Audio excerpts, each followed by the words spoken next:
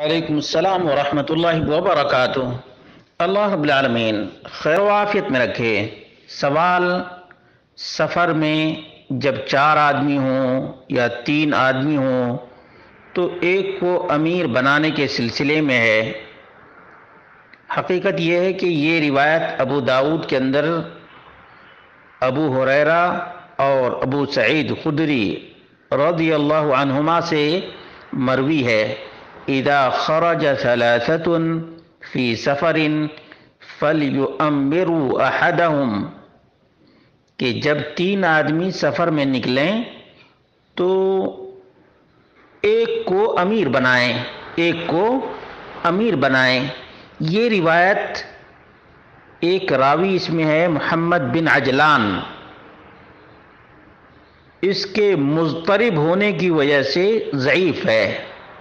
نبی کریم صلی اللہ علیہ وسلم سے یہ روایت ثابت نہیں ہے، بلکہ موقوف روایت ہے۔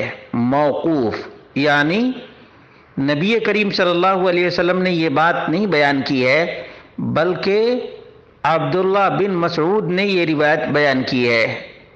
اس لیے جو لوگ اس پر بہت زیادہ زور دیتے ہیں اور کہتے ہیں کہ جب بھی سفر کریں تو کسی کو امیر بنائیں، یہ درست نہیں ہے۔ اور دوسری بات یہ ہے کہ بعض لوگوں نے اس سے یہ سمجھا ہے کہ امیر کے ہاتھ پر بیعت کرنی چاہیے۔ یہ بیعت بھی بدعت ہے، بدعت۔ اور اسی طرح سے جو لوگ یہاں امیر وہاں امیر، ایک ہی محلے میں 4 امیر جو بنے ہوئے ہیں، ان امیروں کا بھی کوئی ثبوت نہیں ہے۔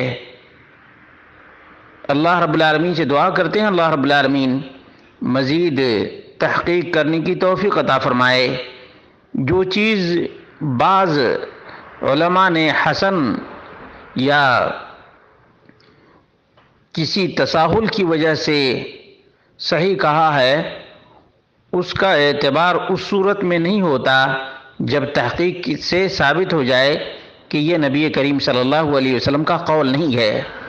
اب چونکہ جو نبی کریم صلی اللہ علیہ وسلم کا قول قرار دے رہا ہے وہ خود مضطرب ہے، کبھی ابو سعید خدری کا نام لیتا ہے، کبھی ابو ہریرہ کا نام لیتا ہے، اسی وجہ سے یہ روایت ناقابل استدلال ہے۔ یہ راوی خود ہی تذبذب کا شکار ہے، شک اور شبہے کا شکار ہے، اس لیے محدثین نے اس روایت کو ضعیف قرار دیا ہے۔ اور جب یہ روایت ضعیف ہے تو اس کی بنیاد پر جو لوگ امیر کا جھانسا دیتے رہتے ہیں یہ درست نہیں ہے۔